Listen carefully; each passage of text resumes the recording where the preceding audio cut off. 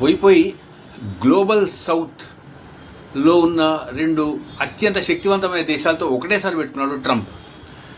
అది అతను కావాలని తన ఈగో సాటిస్ఫాక్షన్ కోసం, తన అహంకారం ఏదైతే ఉందో దాని సాటిస్ఫాక్షన్ కోసం అతను చేసిన వ్యక్తి. పని ఏదైతే ఉందో ఆ పని ఇంత దూరాన్ని తీసుకొచ్చింది. ప్రస్తుతము ప్రపంచం ముందర అతను ఒక జోకర్లాగా నించున్నాడు, లిటరల్గా జోకర్లాగా నించున్నాడు. మీమ్స్ కూడా అట్లాగే వస్తున్నాయి. అతనికి రెండు కొమ్ములు ఇట్లా పెట్టి, నెత్తి మీద ఒక బఫూన్ టోపీ పెట్టి ఈ రకంగా వస్తున్నాయి. అది యాక్చువల్గా ఇంకొకళ్ళు అయితే తట్టుకోలేరు. కానీ అతను ఇవన్నీ పట్టించుకునే పరిస్థితులు లేడు. ఎట్లాగైతే భారతదేశం అనేది తోసి రాజన్నదో అప్పటి నుంచి అతను దాన్ని పట్టించుకునే పరిస్థితులు లేడు. అతను బ్రెజిల్ని కానివ్వండి, చైనాని కానివ్వండి, ఆల్మోస్ట్ ఆల్ రష్యాని కానివ్వండి పట్టించుకునే వాళ్ళని కూడా వదిలిపెట్టేశాడు, పక్కకు పెట్టేశాడు. కానీ కేవలం ఇండియా వెనకనే పడ్డాడు. వెనక పడ్డా కానీ మోదీ అంత అతన్ని ఆట వస్తువుగా తీసుకున్నాడు, అంతే ఆట ఆడుకుంటున్నాడు. యాక్చువల్గా మోదీ అండ్ టీం ఏదైతే ఉందో అది ట్రంప్ ఏదైతే ఆలోచిస్తున్నాడో ఆలోచన దానికన్నా ఒక 10 అడుగుల ముందరే ఆలోచించి పెట్టుకోవడం జరుగుతుంది. దానికి తగ్గట్టుగానే స్టెప్స్ తీసుకోవడం జరుగుతుంది. ఇప్పుడు 20,000 కోట్ల రూపాయల ఇన్వెస్ట్మెంట్ భారతదేశపు వ్యాపారం మీద మోదీ చేయబోతున్నాడు. అది భారతదేశంలో ఏవైతే ఉత్పత్తి అవుతుందో వాటిని అంతా కూడా మనం ఎక్కువగా అమెరికా మీద ఆధారపడి చేసుకునేవాళ్ళం అనమాట. ఇప్పుడు అమెరికాని పక్కకి జరిపి, ఎందుకంటే 25% ట్యాక్స్ వేస్తున్నాడు, తర్వాత పనిష్మెంట్గా కింద ఇంకొంచెం వేస్తానని అన్నాడు. అది రేపటి నుంచి 7వ తారీఖు నుంచి అది మొదలవుతుంది. అది ఎంత ఉంటుందో తెలియదు. అతనికి ఇప్పుడు ఇంకా పెంచుదామని చెప్పేసి ఉన్నాడు. ఇంకా ఎంత పెంచుతాడో ఏం చేస్తాడో కూడా తెలియదు.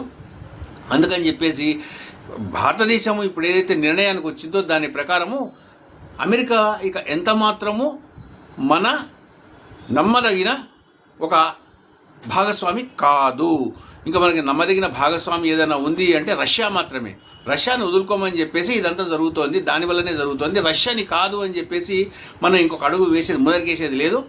అది అతనికి మింగుడు పడకనే ఈ వ్యవహారం అంతా చేస్తున్నాడు. ఇప్పుడు అమెరికా లాంటి ఒక పెద్ద మార్కెట్ మనం పోగొట్టుకుంటున్నాం. అసలు యాక్చువల్గా పోగొట్టుకుంటోంది అమెరికా, ఇండియాని పోగొట్టుకుంటోంది. ఇండియా లాంటి ఒక శక్తివంతమైన దేశాన్ని ఆఫ్రికన్ కంట్రీస్ కానివ్వండి, లేదా మిడిల్ ఈస్ట్ కానివ్వండి, ఆస్ట్రేలియా న్యూజిలాండ్ కానివ్వండి, లేదా జపాన్, ఈ కొరియా, ఈ ఏరియా కానివ్వండి, ఇదంతా కూడా అద్భుతమైన మార్కెట్ ఉంది. ఇక్కడ మనకి ఈ ఉత్పత్తులు అమ్ముకోవడం కోసం అని చెప్పేసి మన ఉత్పత్తిదారులు, తర్వాత నెక్స్ట్ ఎగుమతిదారులు ఎవరైతే ఉన్నారో వాళ్ళందరినీ ప్రోత్సహించడం కోసం అని చెప్పేసి ఇప్పుడు మోదీ ఒక కొత్త రకమైన ఒక ఇన్సెంటివ్ ప్రకటించారు. అది 20,000 కోట్ల రూపాయలతోటి స్టార్ట్ అవబోతోంది. దాని లోపల ఏంటి అంటే ఎంఎస్ఎంఈస్ ఏవైతే ఉన్నాయో వాటికి కావాల్సిన లోన్స్ ఏవైతే ప్రొవైడ్ చేయబడతాయో ఆ లోన్స్ అన్నింటినీ కూడా వీటి ద్వారా ఇవ్వబడుతుంది.